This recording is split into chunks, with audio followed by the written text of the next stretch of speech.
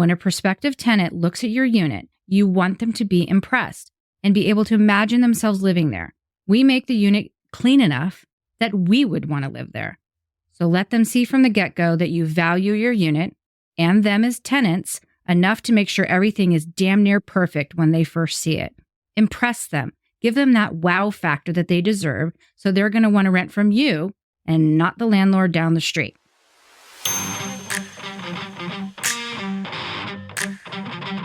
Welcome to your Landlord Resource Podcast.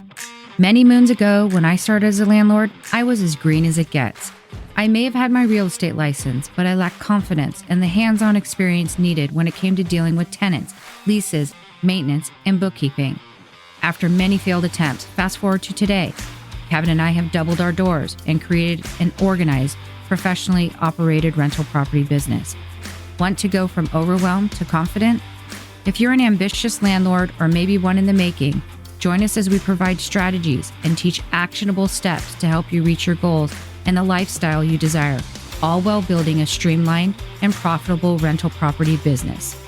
This is your Landlord Resource Podcast.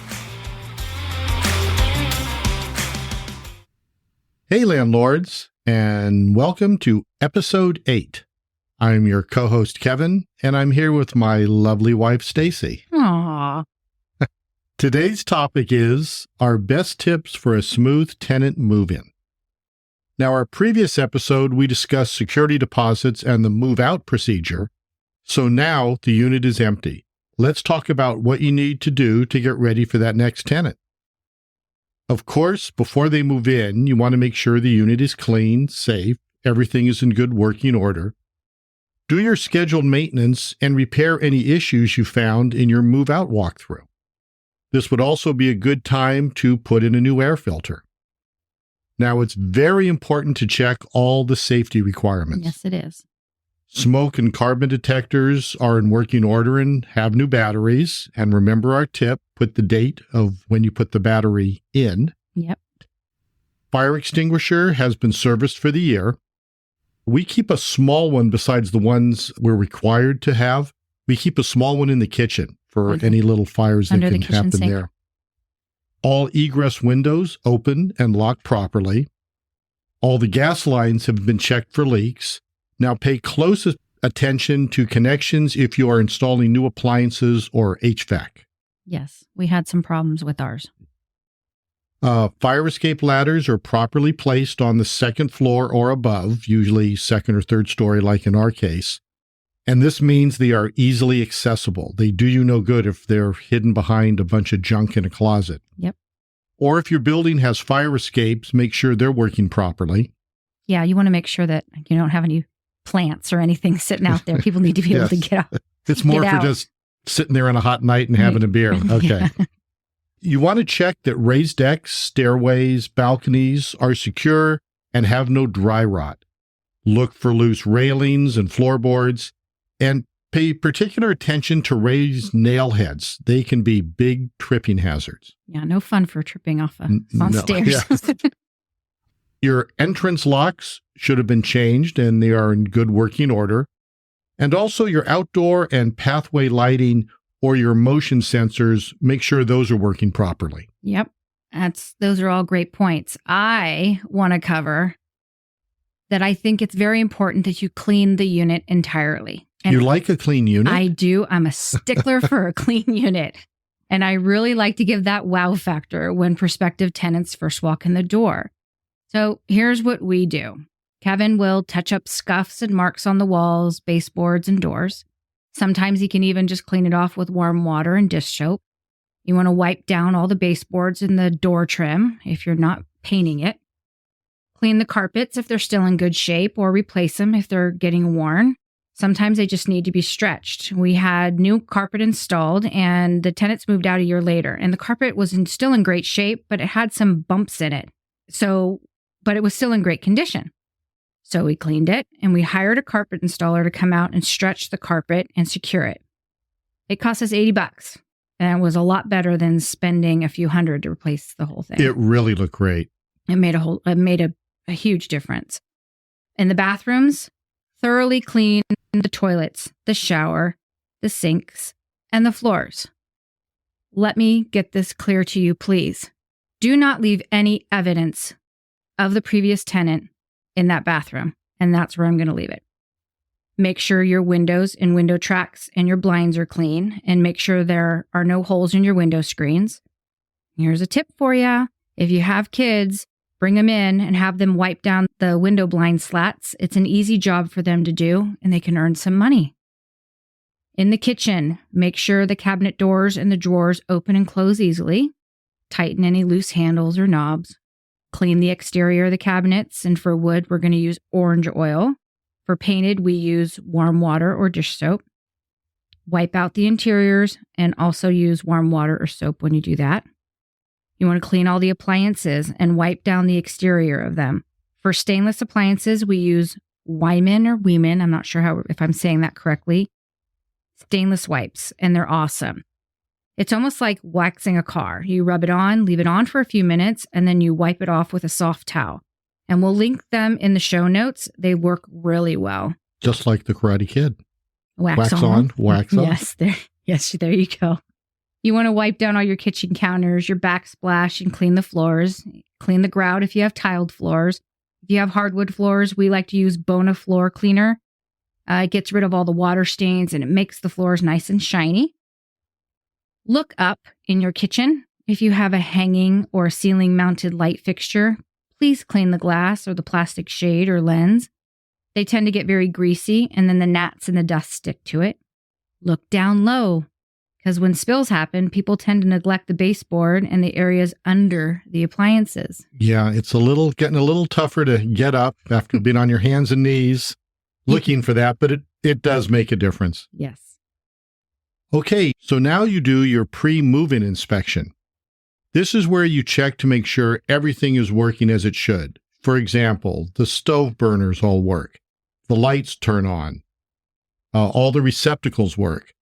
The thermostat works with the heat and the air on. All the windows and doors open and lock easily, stuff like that. Next, you're going to want to take photos of every room from every angle possible. This is your backup should the tenant come back at move out and say, oh, that closet door was already broken when they moved in. You have photos to prove it wasn't. It's kind of fun, too, when you get to slap those pictures in front of them and tell them, nope. Check with your insurance company that everything is in order there. Remove the vacancy policy if you've added one on. Double check their pet allowances if the new tenants have a pet.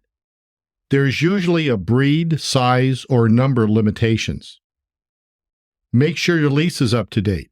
Forms can and do change, so make sure you are compliant. Many times these updates are to benefit the landlord and cover their butt, so it's really important to check with your lawyer or your lease source to make sure you're using a current lease and addendums. That is very true, especially in California. We have changes every year to those leases. All right. So for us, this is when we start to market the property. I absolutely refuse to show the unit until it is completely ready. This might sound silly, and we might lose a week or so, but it's important for us to show the unit when it's completely clean and all the improvements and safety checks are done. When a prospective tenant looks at your unit, you want them to be impressed and be able to imagine themselves living there. We make the unit clean enough that we would want to live there. So let them see from the get-go that you value your unit and them as tenants enough to make sure everything is damn near perfect when they first see it.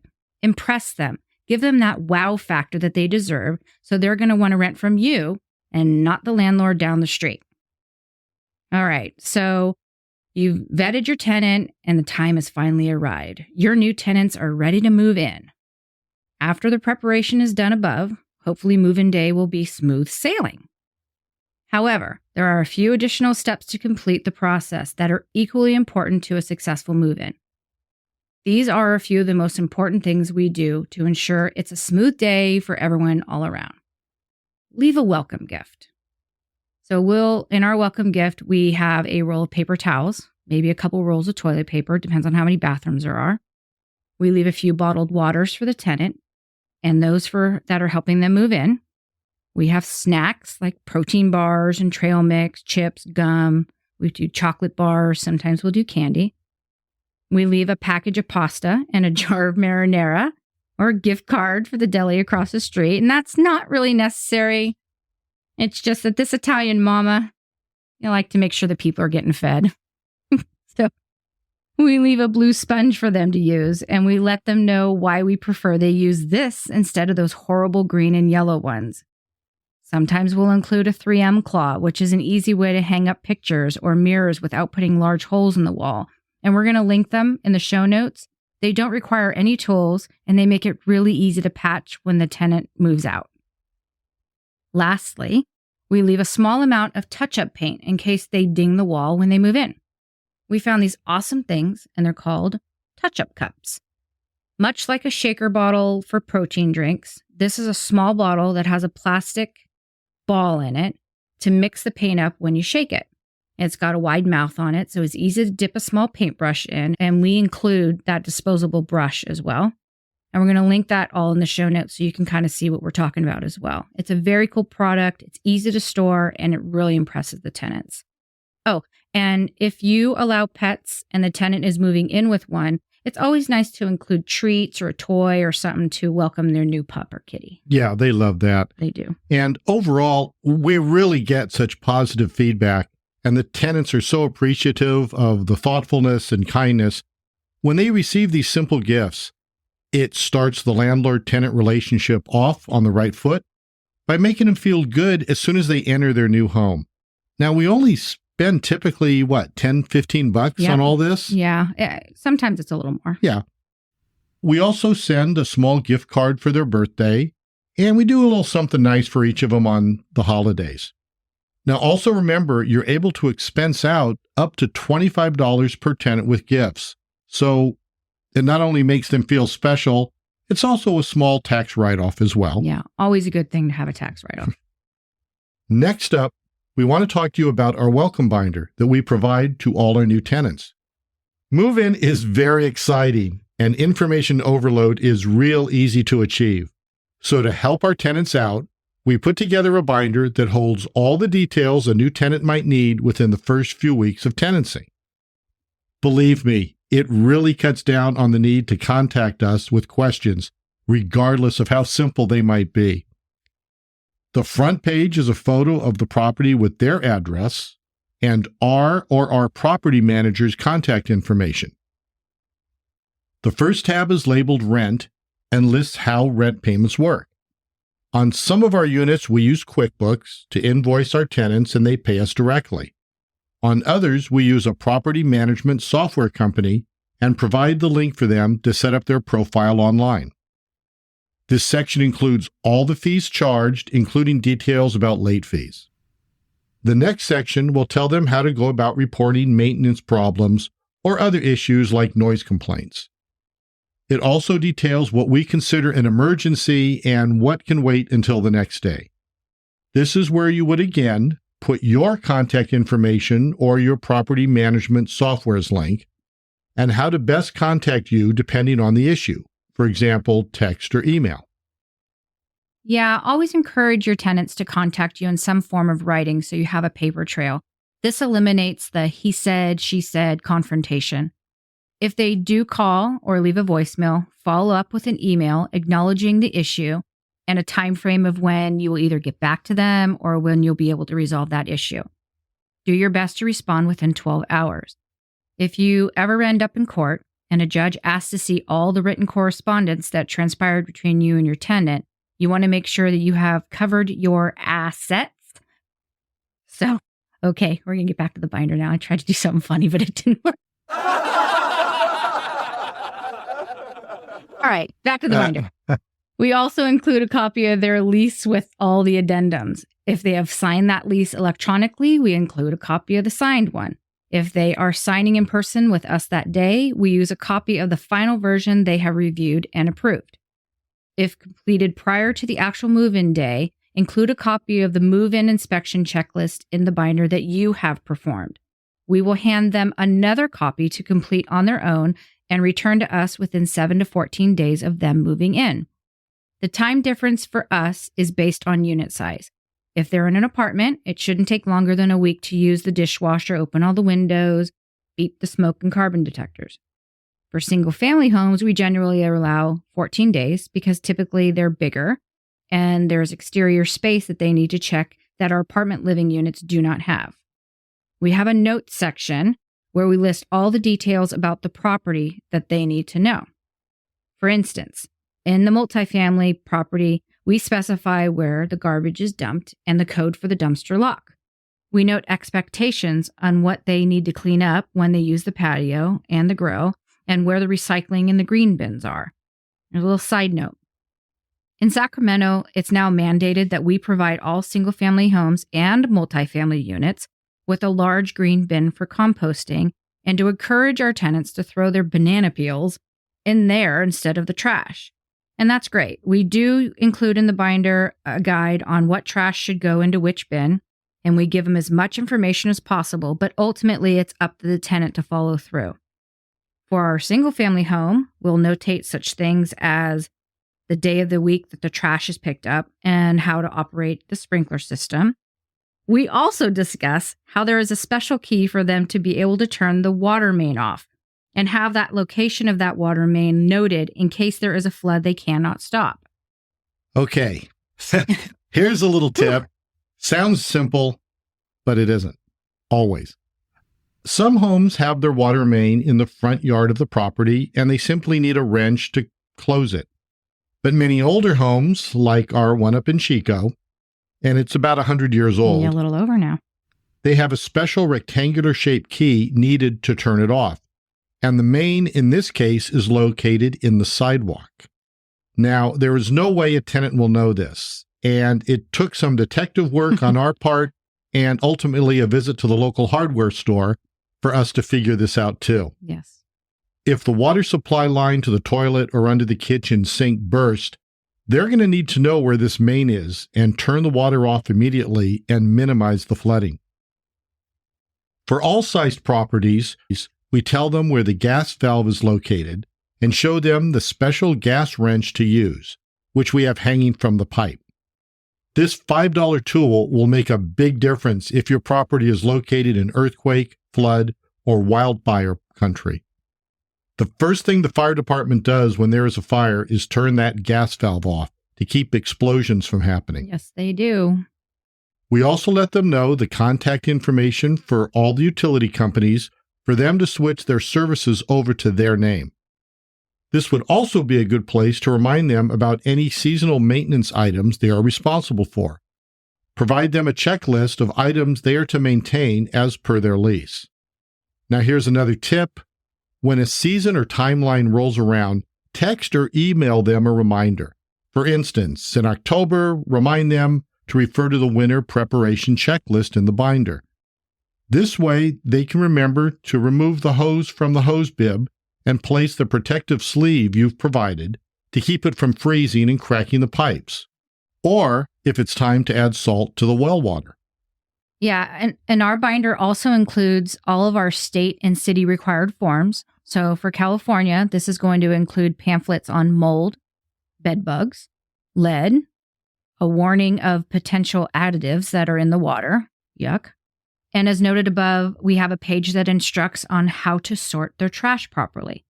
Lastly, we use plastic slipcover sheets to slide instruction manuals in for all the appliances, the garbage disposal, thermostat, and the smoke and carbon monoxide detectors. And these come in handy so they can learn how to best use the appliances and can refer to the troubleshooting section if something isn't working right. If you're really into organization, you can download PDFs of these instruction manuals and include them when you email the final copy of the lease to your tenant. This all fits nicely into a 1-inch view binder. We place it next to their welcome gift and briefly go over it if we do an in-person move-in walkthrough. All right, move-in day is here. Meeting your new tenant in person to hand over the keys? Here are some things you need to consider. Get there early. Moving day is stressful enough without the tenant having to wait on you to arrive with her keys. So at the very least, please be on time. Ideally, get there early and make any final preparations to ensure the best first impression possible on your new tenants. Open up the blinds, turn on the lights, turn on the heat or the air conditioning, and make it comfortable. Set up your welcome gift. Get those bottled waters in the fridge so their friends and family or movers can enjoy them after you leave. Remember, these first impressions set a tone for the entire landlord-tenant relationship, so make it a good one. And what do they say? You only have one time to make a good first impression. That's true. We're now to the move-in checklist. Now, the move-in checklist is almost as critical as the lease itself. This document serves as a comparison when the tenant vacates the unit to determine any tenant damage versus the normal wear and tear on the unit. It needs to have a detailed description of each room, as well as exterior spaces and a list of any known damage or defects. All right, so we have a free move-in, move-out inspection checklist that's available to download. We use it every time we turn a unit. It covers all areas that should be inspected, plus includes a key for notations on if an area is satisfactory or needs attention. Each page has a section for personal notes, and the last page has signature lines for both you and the tenant. The link to download it will be in the show notes. This is the same form you will use again when they move out. It's where you, and likely they, will note any issues they find, like a dent in the dishwasher, that potentially they could be dinged for on their security deposit at move-out. It allows you to have records of the condition of the property before and after their tenancy.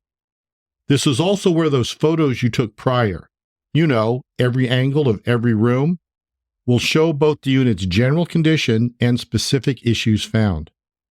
Once the inspection is complete, both the landlord and the tenant need to sign and acknowledge the pre-existing issues. Please do not rush this step, as it goes a long way in preventing disputes in the future. Now, if you prefer to do your inspection prior and leave the form for the tenant to complete on their own, that's okay too. We've started to do this, and it's really made it a lot easier. We leave a signed duplicate of the inspection form, along with a stamped envelope for them to mail it back. Yeah, and as we said earlier, we give them 7 to 14 days to check everything and make sure it's working properly. So usually we'll set a reminder on our phone to text them 3 or 4 days before, reminding them to please send it back. On move-in day, if we're doing an in-person meeting, we'll also go over all the items in the notes section of the binder. Such items as where the breaker box is, where to find a special key to turn off the water and the gas and all that stuff we talked about before, and what to do if the garbage disposal jams. We keep a special garbage disposal key under the kitchen sink and have a short video we send to them in case they have a jammed disposal. To take a look at this video, check out our YouTube channel. We'll put a link in the show notes. It has saved us from having to go to our units for a repair at least 4 times, I believe, since we created it. And actually, the tenants are always happy they're able to resolve the issue themselves. Yep. The key comes in the box and just use some tape and put it on the side of the cabinet. And that way it's there. They don't even know what it is until they need it. Now, when you're signing the lease in person, we make sure to use a pen with blue ink. Why do we do that? All legal documents should be signed in blue ink because it's harder for people to alter. We also make them initial the bottom of each and every page on the lease. And yes, there are bad people out there who try to alter leases by adding or taking out sections. This is also why each page is numbered. We try to make it as hard as possible and discourage people from making changes to that lease.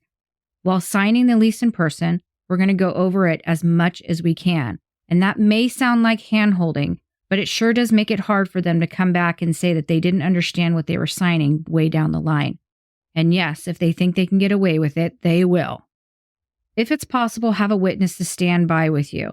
Kevin and I are usually always together with the tenant while going over the lease. And if they have questions one of us is unsure of, between the both of us, we can usually answer it right there. Now, move-in can be very overwhelming for new tenants, and they often will have questions they forgot to ask.